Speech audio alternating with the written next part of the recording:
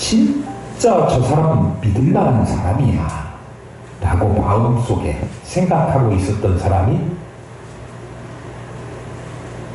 어느 날 알고 보니까 사기꾼, 도둑놈, 성폭행범 막 이런 죄를 저지른 사람이었다고 생각하면 치가 떨리고 매우 당황스럽고 실망스러운 느낌이 어떻게 주체할 수 없는 그런 느낌이 들 때가 종종 있습니다. 오늘 그런 이야기를 한번 해보려고 해요. 사무엘하 10장까지는 사무엘상부터 사무엘하 10장 달려올 때까지 지난주까지는 다윗이 거기 나올 때마다 얼마나 신실하고 능력있고 하나님에게 붙잡혀서 백성들을 위해서 공의와 정의를 실천하고 잘 나라를 다스려 왔는지 보여주었던 샘플과 같은 사람이었습니다. 갑자기 오늘 11장에 제가 흥분했어요. 그렇게 안 봤었는데 아니 그 사람이 이렇게 달라졌다니요. 11장에 오면서 분위기가 확 싸늘해지는 분위기로 가버립니다. 그 이야기로 제가 해보려고 해요. 교회 19금 이야기인데 19살들 다 넘으신 것 같아요.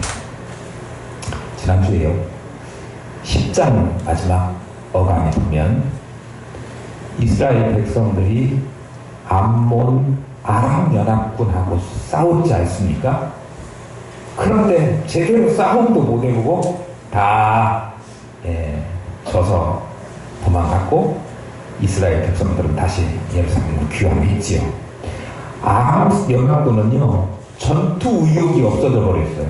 다시는 아람하고 연합군 같은 거 결성해가지고 이스라엘하고 싸움으로 나가지 않겠다 그런 결심을 했지 않습니까? 전투 의욕이 상실됐어요. 그래도 암몬은 아직도 이스라엘에 대한 복수를 꿈꾸고 있는 그런 상황이었기 때문에 이스라엘이 이 암몬을 마무리해서 완전 재기 불가능 상태 박살을 내려고 하는 생각을 가지고 전쟁을 준비합니다. 그래가지고 오늘 본문에 그 해가 돌아와 왕들이 출전할 때가 됐다 그렇게 기록하고 있는데 그거는 암몬하고 다시 싸우려고 이스라엘이 다윗이 생각을 하고 있던 그런 때가 돌아왔다 그런 이야기예요. 근데 그때가 언제냐면 보통은요 이 겨울에는 싸우기가 힘드니까 날이 좀 풀리고 활동하고 이렇게 할 3월, 4월 이런 경이에요. 이거를 원어에 나오는 것을 뜻풀이를 하자면 그것만 가지고도 오늘 12시가 채워지니까 그냥 그 정도 이야기하고 갈 거예요.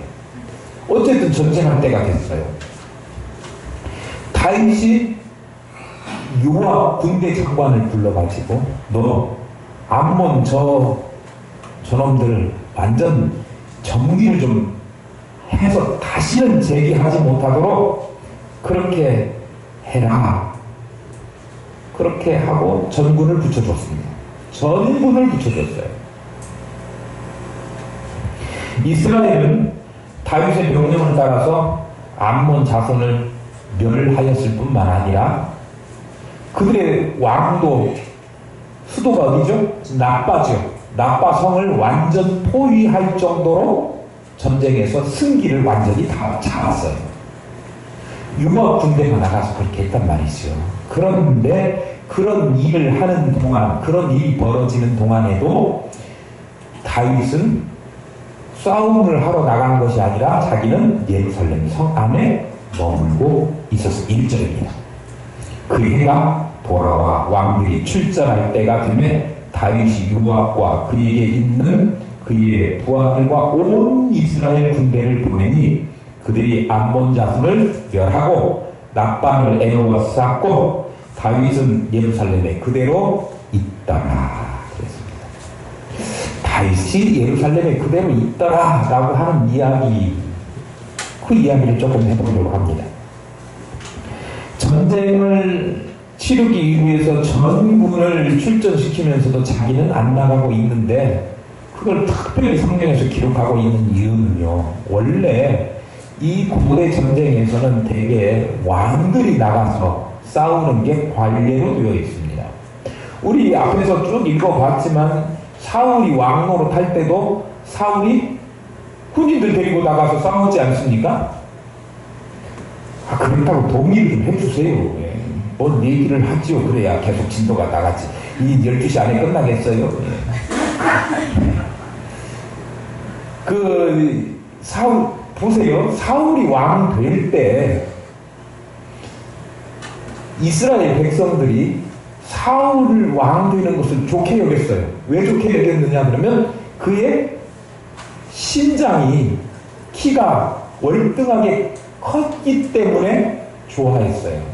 월등하게 신장이 컸다 그거를 뭐 맹척 장수다 그렇게 이야기하지 않고 성경은 참 재밌게 이야기했어요. 대가리가 하나 더 있다. 대가리가 하나 더 있다라고 하는 얘기는 머리가 둘 달렸다 그런 얘기가 아니고요. 머리가 다른 사람보다 머리만큼 크기가 더해졌다라고 하는 키가 크다라고 하는 이야기예요. 원래 이스라엘 백성들의 핸디캡은 옛날 일본 사람들처럼 왜 외놈이라고 했겠습니까? 키가 작으니까 외놈이라고 했잖아요. 그런데 지금 일본 사람들도 키가 크고요. 일본 사람들보다 더 먹어가지고 더 작았던 한국 사람들도 이제는 먹는 거 잘 먹으니까 키가 컸잖아요. 근데 그 당시에는 정말 키 좀 커라, 키 좀 커라, 키 좀 커라 였어요. 근데 저는 말을 좀 잘 안 들어가지고 아직도 이 모양 이 꼴이지만 하여튼 키가 큰 것에 대한 소원을 키 작은 사람들은 다 가지고 있어요. 이스라엘 사람들도 키가 작기 때문에 주변에 있는 그 이방 사람들, 키 큰 사람들이 부러웠고 그 사람들이 쳐들어오면 외모만 보고도 겁이 났어요. 그러니까 전쟁을 많이 치러야 되는데 자기들을 이끌고 나가서 싸움을 해야 될 자신의 왕, 대표 선수 그 사람이 사울이 됐는데 그 사람이 보통 사람들보다 머리가 하나 더 있으니까 사람들이 그를 화해했어요. 키가 컸어요, 사울이. 왕이 키가 큰 것이 왜 그들에게 있어서 자랑거리고 환호할 만한 이유가 됐느냐? 그러면 왕은 백성들을 이끌고 전쟁에 직접 나가서 싸우는 일본 타자였기 때문에 그래요. 그러니까 왕들은 보통 고대 전쟁에서 전쟁 하나 나갈 때 어떻게 했다? 앞장서서 싸움을 싸우러 나갔다. 그런데 오늘 다윗은요, 자빠서 자고 있었다. 그렇게 성경에 기록하고 있습니다. 왜 암몬과 전쟁할 때 직접 군대를 이끌고 가지 않고 궁에서 잠을 자고 있었나? 그것도 2절에 읽어보면 더 가관이에요. 2절 미리 말씀은 재미없으니까 2절 가서 이야기하기로 하고 왜 잠을 자고 있었을까를 누구도 안 알려주더라고요. 그래서 제가 한 주간 내도 고민하면서 생각해보는데 아무리 생각해도 다른 이유가 없어요. 지금까지 다윗이 싸우면서 한 번도 졌더라, 패했더라, 박살났더라 라고 하는 이야기가 없어요. 승승장구했어요. 계속 이겨왔어요. 그리고 다윗 생애에 있어서 마지막 전쟁이라고 일컬어지는 오늘 전쟁, 아람 연합군과의 전쟁에서도 그는 이겼어요. 그러니까 내 사전에 패배란 없다라고 하는 생각이 그의 마음에 있었을 것이고 내가 나가기만 하면 저것들은 다 물리칠 수 있어 라고 하는 자신감, 좋게 말하면 자신감, 프라이드고 잘못 말하면 좀 괘씸하게 이야기하면 자만심인 거죠.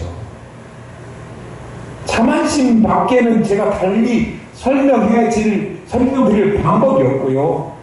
그리고 그가 게으르게 낮잠 자고 있었던 2절 말씀을 보면 그의 생활 태도가 옛날과 같이 부지런하고 막 잽싸고 양치면서 늑대나 일이 달라지면 그거 쫓아가갖고 돌팔매 던지고 막 이렇게 날렵하던 게 아니라 왕 돼가지고 나태해졌다라고 하면서 알 수가 있어요.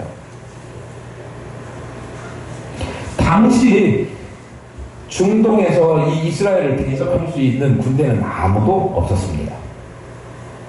남은 암몬 정복 이것도 이미 두 차례에 걸쳐서 싸움도 안 해보고 도망가는 암몽이었잖아요. 아랍연합군도 마찬가지고. 그러니까 더 이상 내가 나가지 않아도 내 군대 장관 요한만 보내도 충분히 다 잔불 정리 끝난다. 그렇게 생각하고 있었어요.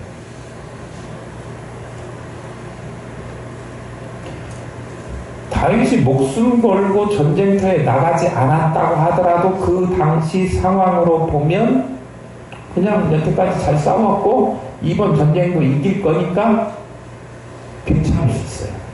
그리고 특별히 옛날에 관례가 그랬다는 거지, 왕이 군대를 이끌고 가지 않았다고 해서 그것이 죄나 잘못이나 감옥 갈 일은 아니에요. 다윗이 직접 출전하지 않았다는 것이 죄도 잘못도 아니기는 하지만 문제는 다윗이 전쟁에 출전하지 않은 그 자체가 아니라 출전하지 않은 그 동기에 문제가 있어요. 동기. 그 자만심에 사로잡혀서 출전하지 않았다. 자신이 이제 나는 내가 최고의 권력자, 내 앞에 패배는 없어. 섰다고 생각한 거죠. 섰다. 사도 바울이 그런 줄 선 줄로 생각하는 자는 넘어질까 조심하라 그렇게 말씀하셨습니다. 그런데 그가 섰다라고 생각되는 그 순간에 오늘 완전히 박살나는 아주 처참하게 추락하는, 날개도 없이 추락하는 그의 인생으로 가게 되는 것이지요. 신앙의 빨간 신호등이 켜지면서 그가 자만하게 된 것입니다. 그 자만했을 때 다윗이 곤두박질 치듯 추락하는 사건이 일어나게 됩니다.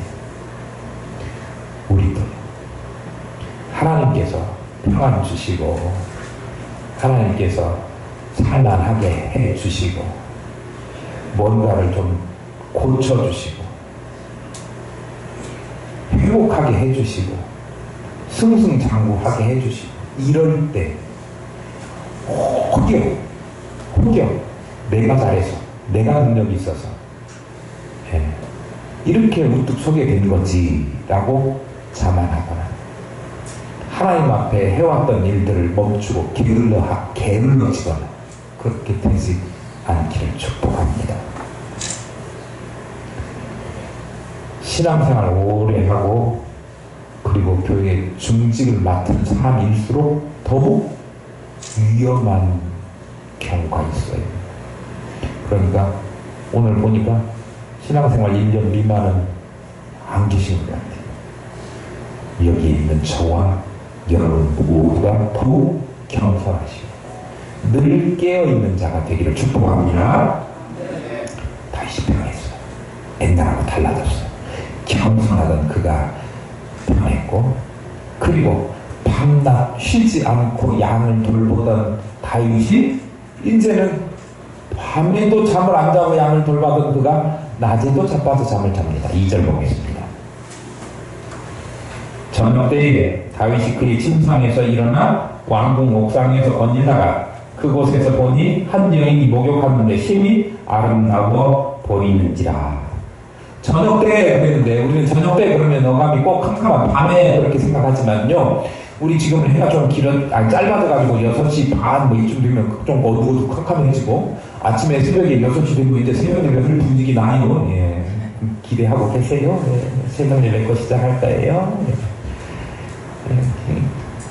나는 죽어도 새벽 예배 안 하면 그렇게 생각하고 계시지 말고요. 예. 새벽 예배 시작하기만 해봐. 거리 제한이고 뭐고 띄엄띄엄 앉아서 할 거니까 와야지 그렇게 마음 먹고 계세요. 예.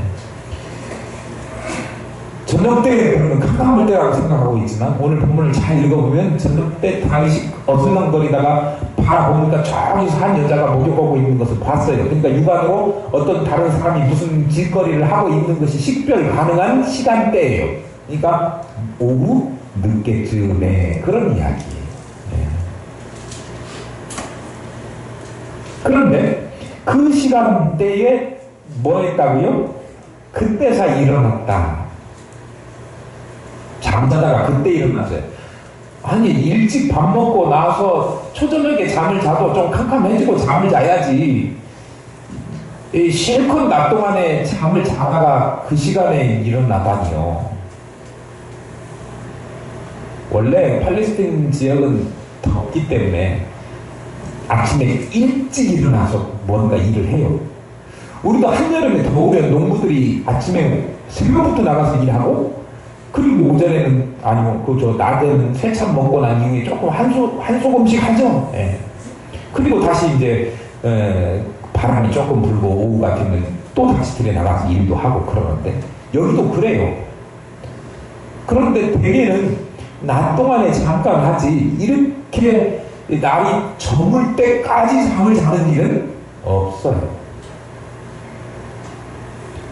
그런데 그가 밤도 아닌 그때 잠을 자고 있었다라고 하는 사실입니다. 성경이 잠에 대해서 좋게 이야기할까요? 나쁘게 이야기할까요? 성경 부지런히 읽으셨잖아요. 죽으라고 안 읽으신 분도 계시지만요. 읽으십니까? 나쁘게 얘기한다고요? 좋게는 얘기 안 해요? 좋게도 얘기해요.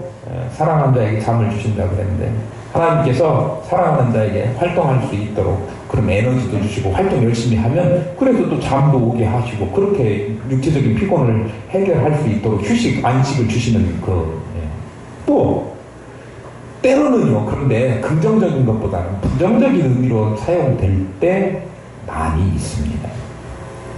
자다가 깰 때다 라고 하는 이야기는 이제 그만 나태하고 신앙생활을 게으르고 막 이렇게 하지 말고 깨어서 정신 차리고 신앙생활 잘해야 된다, 주님 오시는 거 재림을 준비할 때다, 이렇게 우리에게 경고하고 있는 말씀이기도 해요.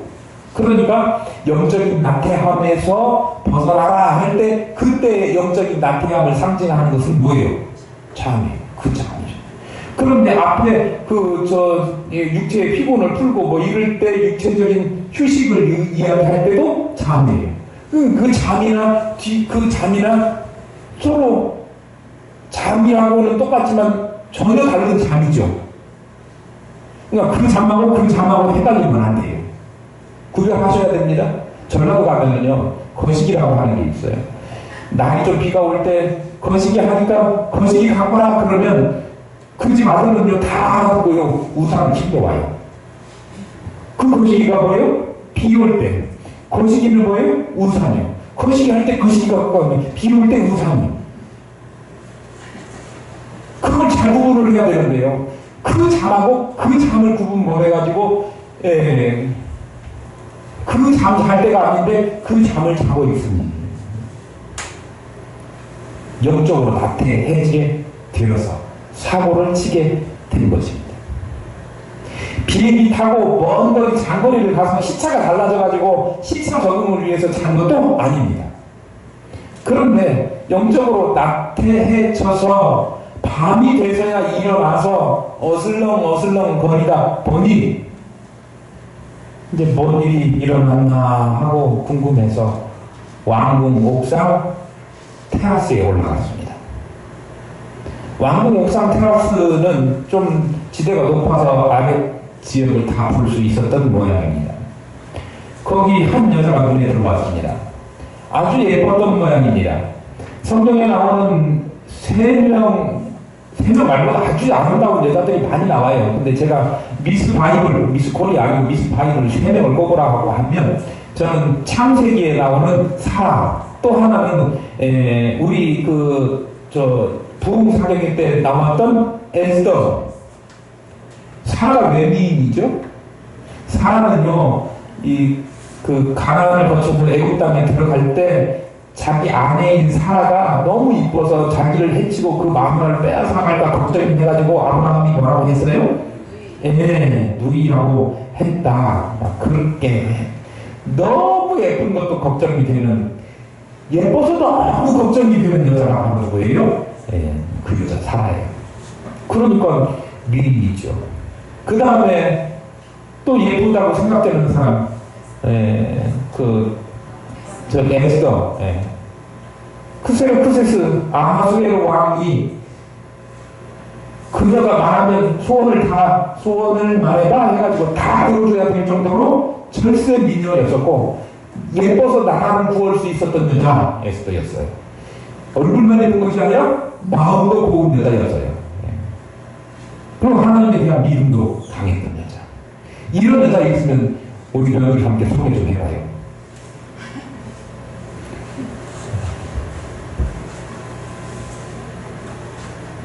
그리고 오늘 또 한 여자. 왕궁의 먼 발치에서만 바라봐도 그 실루엣이며 그 자태가 너무나도 섹시하고, 그래가지고 왕은 여자 마음만 먹으면 어떤 여자라도 자기가 이렇게 취할 수 있는 그런 위치에 있었던 그 다윗조차도 한눈에 뿅 가가지고 반했던 그 여자가 바로 너무 예쁜 절세 미녀 바세바였습니다. 제가 얘기하려 꼭또 통을 하시는 분들이 한 분씩 계십니다. 목사님, 술남은 이 여자가 그렇게 예뻤다면서요?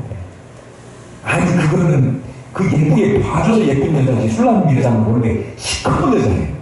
시커먼 여자를 또 제가 되게 비하해서 말하면 안 되는데, 그런데 우리가 그 흑인에 대해서 익숙하지 않기 때문에 어떤 흑인이 예쁜지는 잘 판단 못해요. 그런데 흑인을 예쁘다고 하기는 조금 아직까지는 이렇게 잘 어색하죠. 그리고요, 뭐 얼마나 이쁘게 했어요. 그 포도원에서 뭐 하던 여자예요? 포도원 잡일하던 여자예요. 오빠들이 그냥 포도원에다 밀어놓고 하루 종일 포도원 일만 시켰던 여자인데, 솔로몬 눈에 띄어가지고 솔로몬 예쁘다, 이슬 같다, 막 이렇게 극찬을 했던 여자가 술람이에요. 이게 자기가 그 눈 콩깍지가 끼어가지고 술람 여인이 이쁘게 보인 거지, 객관적으로 보면 술람 여자는 이쁜 여자는 아니. 어쨌든 많은 이쁜 여자들 많이 있지만 그 중에 정말 절세 미인이었던 바세바라고 하는 여인이 오늘 성경에 등장합니다. 그녀가 목욕을 하고 있네요. 선택하고 있어요.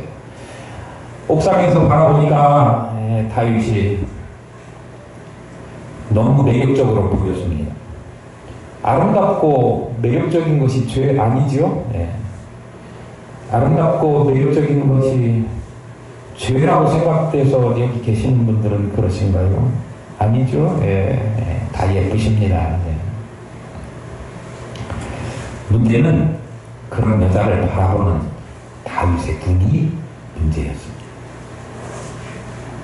다윗은 육신의 눈에 아름답게 보이는 바세바의 의모의 정신을 빼앗겨가지고 하나님의 통치를 대행해야 하는 신정왕국의 왕으로서의 자신의 취해야 될 행동을 다 잊어버리게 된 거예요. 사실 그녀가 거기에서 밖에 나와서 목욕을 하는 것을 봤으면, 국민들이 남한테 눈에 띄지 않게 목욕할 수 있는 환경이 조성이 안 됐기 때문에 이 공공 목욕탕이라도 지어가지고 백성들이 안심하고 다른 사람들에게 방해받지 않고 목욕 문화를 잘 만들 수 있도록 그렇게 왕으로서 그런 제도나 뭘 이렇게 할 생각을 했어야죠. 그런데 다윗이 한 일은 뭐였느냐 그러면, 누군지 알아봐. 그게 누구 아닙니까? 그렇게 이야기하니까, 그럼 데리고 와라. 이렇게 됐어요.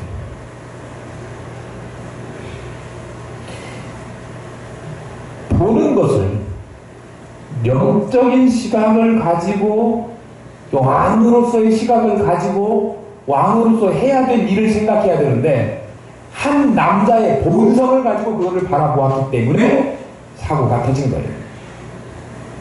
이 목사가 성도들을 바라볼 때도 성도로 바라봐야지, 여자로 바라본다든지 남자로 바라본다든지 이렇게 하는 것 잘못된 거죠. 그럼 사고가 납니다. 최초의 인류도 보는 것 잘못해가지고 사고가 났어요. 보암직도 하고 먹음직도 해가지고 하나님의 백성이 보는 것 잘못해가지고 죄의 유혹을 뿌리치지 못하고 그렇게 되면 패배하고, 그것 잘하면 승리하고 영의 눈으로 보면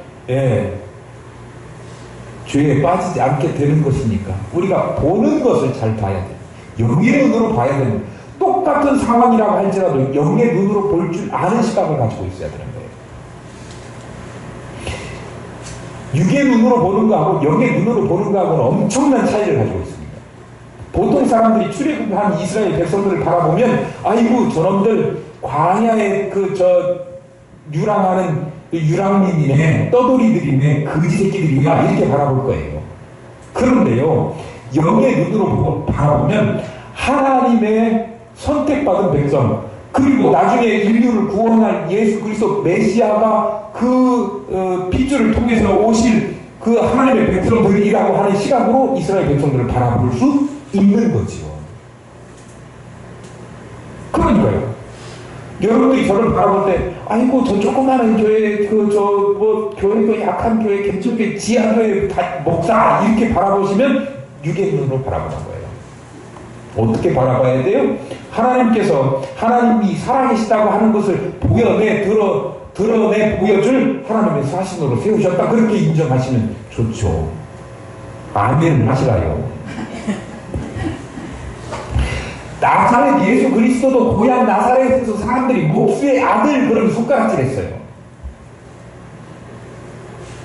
그런데 영의 눈으로 바라본 제자들이 뭐라고 고백했느냐 그러면, 우리가 그 영광을 보니 아버지의 독생자의 영광이요 은혜와 진리가 충만하더라, 그렇게 바라본 거죠. 같은 예수님을 놓고 바라보는 시각이 이렇게 차이가 있는 거예요. 그 시각의 차이는요, 하늘과 땅입니다. 천국과 지옥의 차이예요. 육의 눈을 통해서만 세상을 바라보면,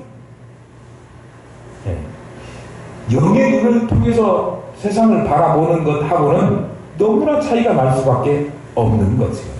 저와 여러분은 영의 눈을 떠서 들어오는 죄의 유혹을 물리치고, 그리고 영의 눈뿐만 아니라 육의 귀는 조금 어두워서 안 들려도 괜찮은데 영의 귀를 열어서 하나님의 음성을 분별하고 어떤 것을 들어야 될지 어떤 것은 듣지 말아야 될 것인지를 잘 구별해서 올바른 길 걸어가시는 저와 여러분 될 수 있기를 소망합니다.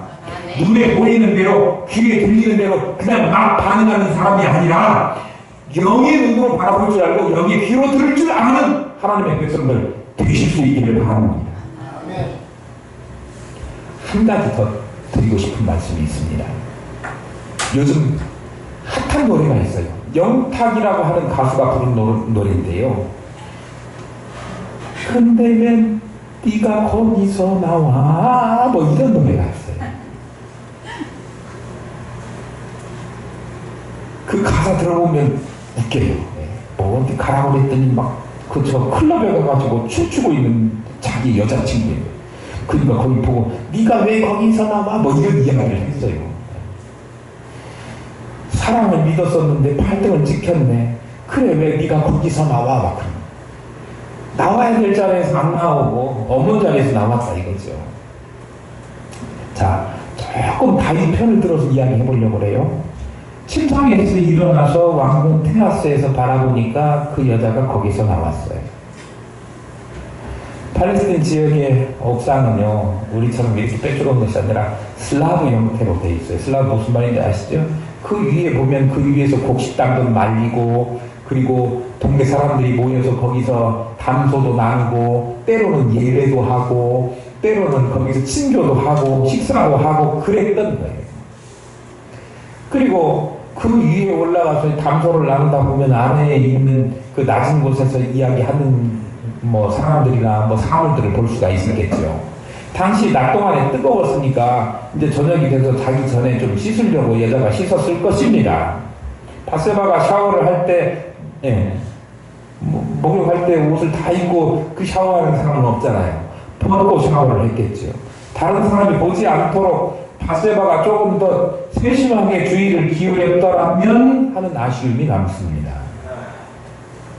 일부러 보여주려고 하지는 않았겠지만, 자기가 더 주의를 기울이지 못했기 때문에 일국의 왕이 실족하고 나라를 뒤흔드는 대혼란이 일어나는 계기, 그런 일이 되는 그 방아쇠 같은 일이 그 일이었다, 그런 얘기죠.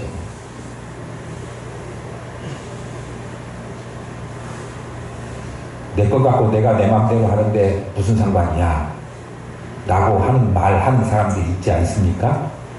그런데 우리는 적어도요, 세상 사람들이 가지고 사는 도덕적 기준보다 훨씬 더 높은 도덕적 기준을 요구받고 있는 사람들이에요.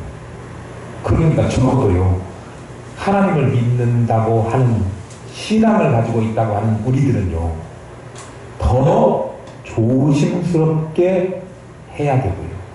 내가 한 일 때문에 타인이 어려움, 시험, 곤란한 일에 들어가지 않도록 세심한 주의가 필요하다라고 하는 말씀을 드리고 싶습니다.